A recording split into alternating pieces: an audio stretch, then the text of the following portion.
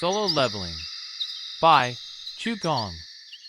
Chapter 44 Part 2 Omen of Destruction. Yuri Orlov, the S-rank hunter from Russia, was met with a huge crowd at the airport when he landed in Japan.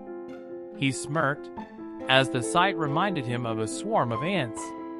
Personnel from the Hunters Association of Japan approached him with their heads bowed, as if they were ashamed that they needed to rely on foreign help to prevent a disaster in their home country.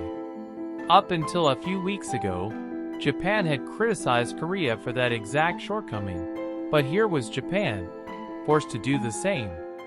None of the representatives of the association, including President Matsumoto, could bring themselves to raise their heads as they reflected on their past attitudes. If we hadn't lost those hunters on Jeju Island. President Matsumoto bit his lower lip. Yuri Orlov! It's Yuri! Reporters from all over the world started snapping pictures as soon as they spotted the Russian. Shak shak shak shak shak. Yuri smiled widely to show off his gold tooth. The entry papers were processed at lightning speed, and the first job the Japanese government requested of their recruit was to reassure the citizens of Japan. Yuri readily agreed. People called him savior due to the large number of gates he'd blocked to prevent dungeon breaks. He didn't mind the nickname because of the money and fame that accompanied it. Are you ready, Mr. Orlov? Of course. That same evening, they whisked him to a TV station. Everyone in Japan was glued to their sets to watch his interview. The host asked Yuri, "How are you planning to block the gate?" "My usual way," he replied, completely at ease. He used both hands to draw a big circle in the air.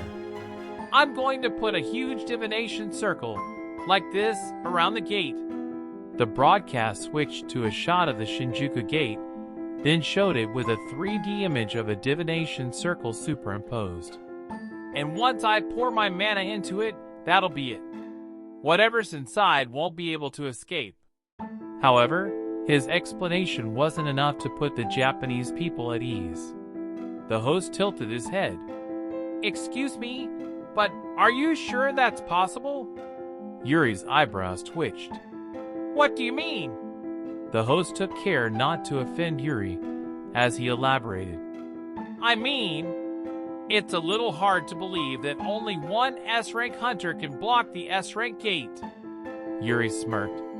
The host was relieved that the seemingly hot-headed hunter was laughing, but the host was still anxious that he'd gotten on the Russian's nerves. However, Yuri's grin didn't slip. "If I was maintaining it solely with my mana, then yes, it would be an impossible feat." Impossible? The host swallowed hard. Since the Japanese S-rank hunters had given up on the raid, if Yuri also threw in the towel, that would be the end of the line for Japan. Yuri reveled in how his interviewer stiffened before continuing. "However, my ability is that my divination circles are powered by absorbing the magic around them." The host's expression immediately softened. "So when you say you only need to use your mana at first, it's like starting a car engine. Once the divination circle is activated, it's fueled by the mana around it, and the circle becomes like a huge, sturdy castle wall." The faces of the host and the show's crew lit up as Yuri explained how it worked. The Russian's voice was filled with confidence and reassurance. Those listening to him felt their anxiety melting away. If what he said was true, his barrier would grow stronger as the magic power around the barrier increased. An incredible amount of magic power emanated from the S-rank gate, and with Yuri's barrier encompassing it, the threat would be trapped by its own power. It was like being struck down by its own sword. This barrier would be the strongest ever recorded in history. Yuri stabbed his finger toward the camera and viewers as he proclaimed, "I will save you. So you just remember who's rescuing you from doom." Beep. The TV shut off, and President Go of the Hunters Association of Korea put down the remote control, his expression displeased. Jinchul sat beside him. What do you think, sir? I don't know. President Go was worried as he leaned back on the couch. Unlike a certain Japanese man, President Go would never laugh at his neighbor's misery. Of course, he also had no intention of helping this neighbor at the risk of his own country, either. I'm not sure whether Yuri Orlov can block the gate. President Go's gaze was shrewd. But I know what will happen if he fails. I'm glad, though. President Go looked at Jinchul. The A-rank hunter realized how his words could have been perceived and hastily waved his hand. I didn't mean I was glad this happened in Japan. After a short pause, he continued, I meant I'm relieved that we at least have a reliable hunter. President Go vehemently nodded in agreement. No need to name the hunter to which Jinchul was referring. His presence alone was extremely reassuring. Oh right, how's he doing nowadays? Jinchul handed his superior a printout listing the high-rank gates that had recently appeared in Seoul and the surrounding area of Gyeonggi-do. Why are you suddenly giving me this? Do you see everything circled in red? It looks like about half of the listed dungeons. Jinchul wiped the sweat off his forehead. The Ajin Guild has requested permits for all those gates. President Go was taken aback. All these? Yes, sir. Jinchul was an elite A-rank hunter and the top dog of the surveillance team, a man whose power was unrivaled in the association except by President Go himself. Seeing as how such a hunter had been shocked by how powerful Jinwoo's minions were, this tight schedule might not be a problem for Jinwoo and his hundreds of soldiers. But why was he in such a rush? President Go's brow furrowed. Had it been any other hunter, he would have tried to stop them, even if he had to go in person. I can't imagine Hunter Sung getting injured inside an A or B rank dungeon. Jinchul had said he'd felt bad for those magic beasts, hadn't he? President Go nodded with a chuckle. If there are no issues, give Hunter Sung what he wants. The Hunters Association was thankful there was a hunter taking the initiative to deal with magic beasts, provided, of course, that there was little need to worry about him getting hurt. I think there might be a problem, interjected Jinchul. You're talking about the fact that the gates are under the large guild's jurisdiction? That's right, sir. There were a total of 3 large guilds operating in metropolitan Seoul: White Tiger, the Hunters, and the Reapers. Each had a designated territory and took care of gates that spawned therein. But if the Ajin Guild suddenly started encroaching on their turf, they would have something to say about the new driving out the old. Conflict should be expected. The two men came to the same conclusion. However, a smile graced the president's features. I thought President Go was on Hunter Sung's side? Jinchul curiously asked. What's made you so happy, sir? Well, if you think about it, Jinwoo's new guild has only 3 members, and just one of them is a fighter. Even so, they're as good as any of the large guilds, and disregarding their territorial claims. I find that amusing. Jinchul agreed. I feel the same. Did the Ajin Guild tell you what they were up to? They've asked to be allowed to handle the gates around Seoul for 1 week. 1 week. Jinwoo had saved the lives of the guild masters on Jeju Island, so it shouldn't be difficult for those large guilds to make an exception for a week. The unusual thing is, it might not seem that way to Jinwoo, but the schedule he'd set was extremely tight for the average person. It can't be about money. Had that been Jinwoo's goal, there were better ways. He could have made an astronomical sum had he chosen to work for the United States or China. Even in Korea, Jinwoo could have joined an established guild. Then why? President Go's gaze fell on Jinchul. Why do you think Hunter Sung wants to do so many raids? Jinchul briefly thought about it before responding. I have one theory.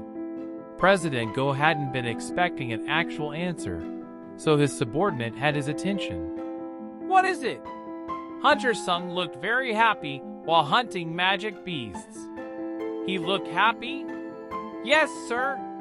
Jinchul recalled the Hunters Guild raid with the High Orcs. Hunter Sung had looked like he was having fun at the time. He seemed especially delighted when he killed the boss-level magic beast.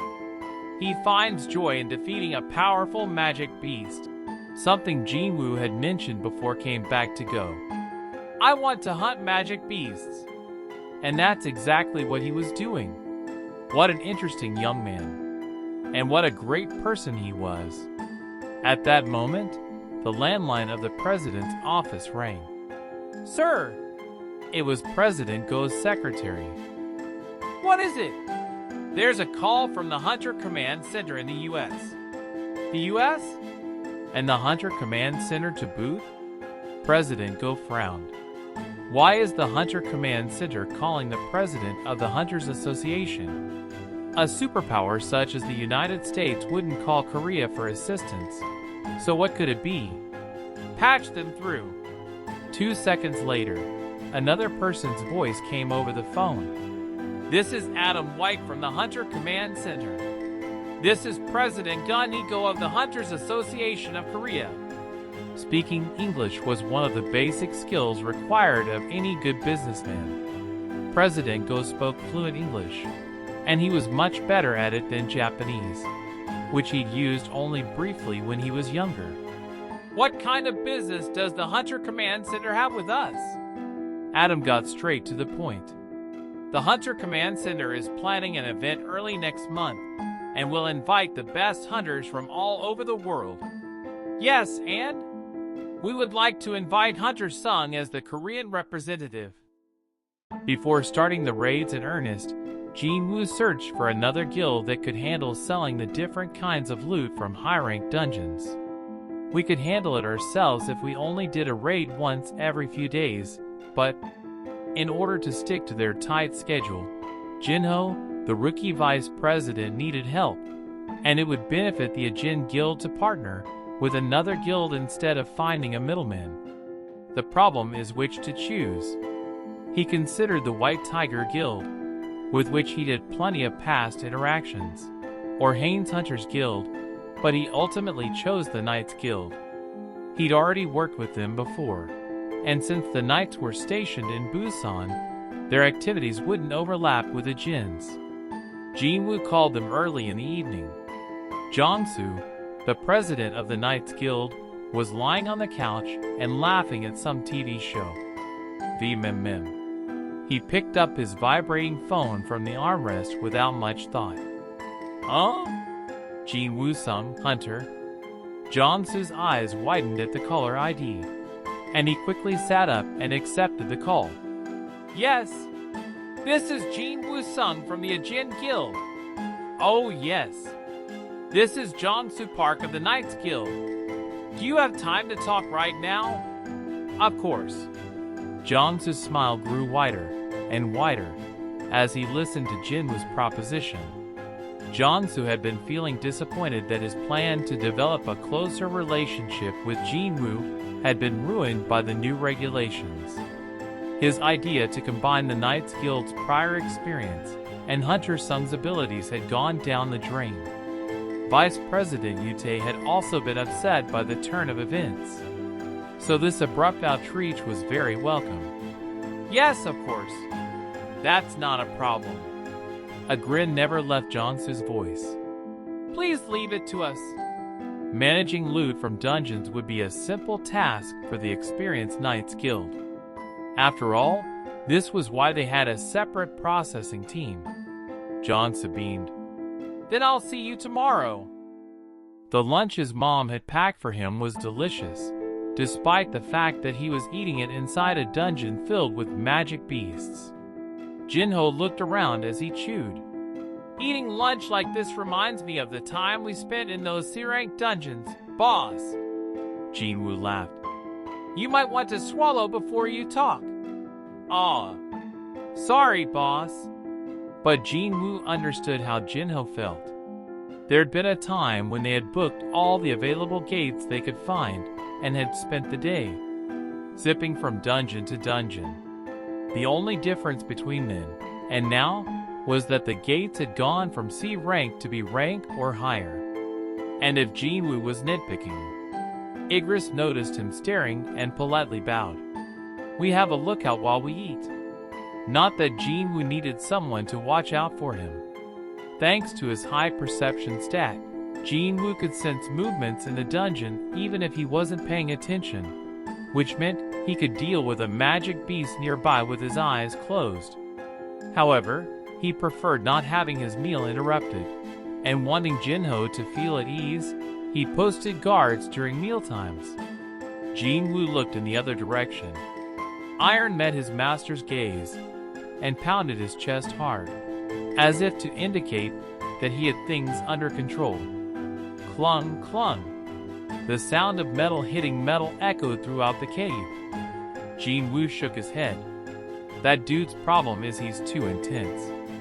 Jinho glanced toward the source of the commotion and suddenly asked a question. "Boss?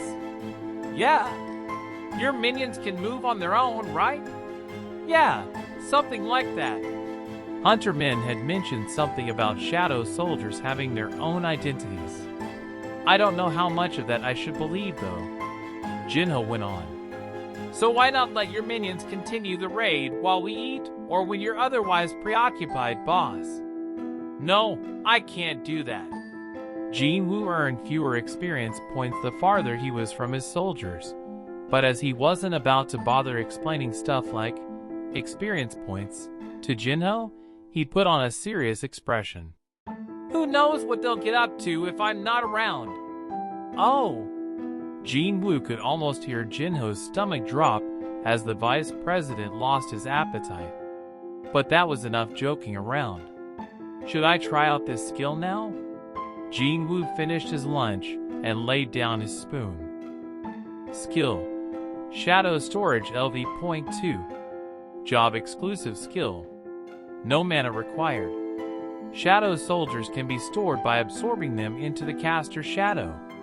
Stored soldiers can be summoned or reabsorbed at any time. Number of shadows stored: 840/840. LV 2 buff, sensory sharing. A stored shadow soldier can share their senses with the host. The buff sensory sharing had been added to the shadow storage skill. It was a unique ability that allowed a soldier to relay its senses to the caster, so it was quite handy for checking on a situation from a distance. Jinwoo closed his eyes. Sensory sharing. He felt linked to the shadow soldiers outside the dungeon that were located throughout Korea. I spread out quite a lot of them. Jinwoo picked one at random. It happened to be the shadow soldier he had placed with Hain. FFSHHH. He heard water hitting the floor. It's not raining. So what's the water sound?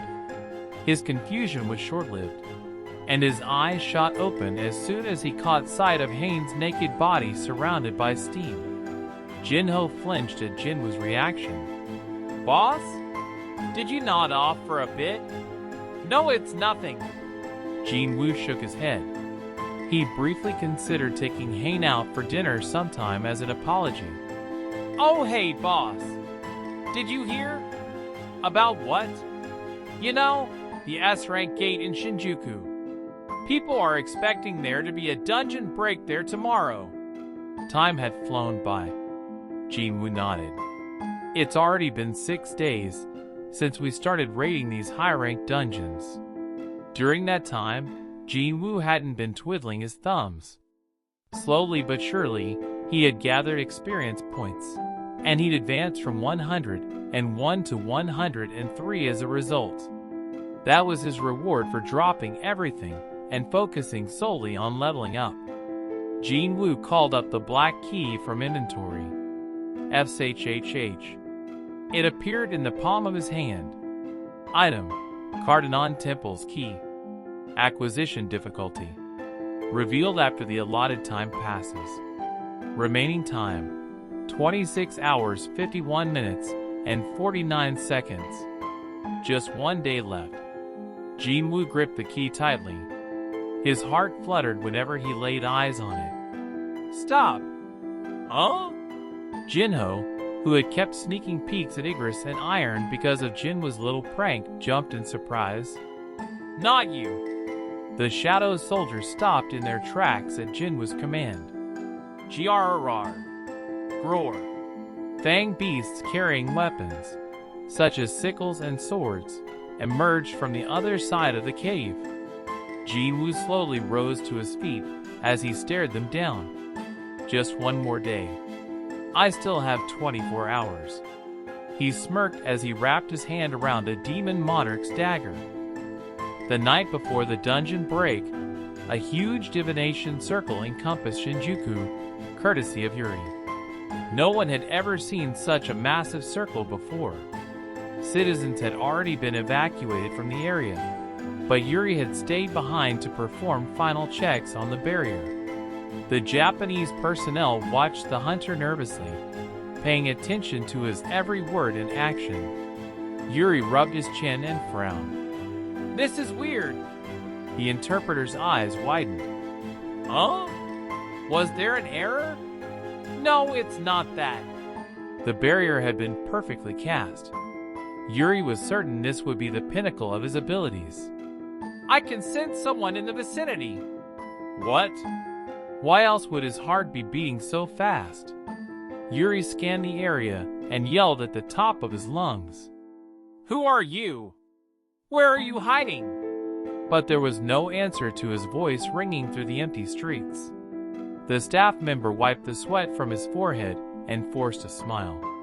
There shouldn't be anyone left, since the dungeon break is tomorrow, right? The Russian sneered at him. I didn't say it was a human, did I? I beg your pardon? Yuri cast a pitying glare at the pale Japanese man before turning away. Maybe it was just my imagination. But at the same time, a hooded man watched the Russian from atop a tall building in the distance. He's very perceptive.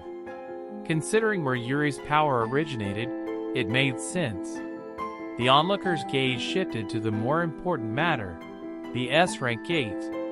A silent, unpleasant energy encircled it. The man removed his hood, revealing an Asian male in his late 30s. His bushy, unkempt beard gave away his identity. It was Ilwon Sung. He regarded the gate with regret before flipping his hood back up. Finally, it begins. Everything was progressing as planned.